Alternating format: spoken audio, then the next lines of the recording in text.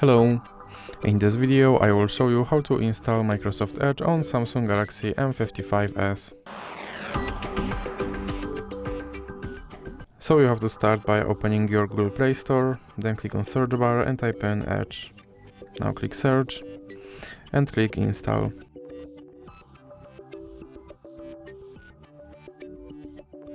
Now you can click open. And here you can set this browser as your default browser, or you can click not now.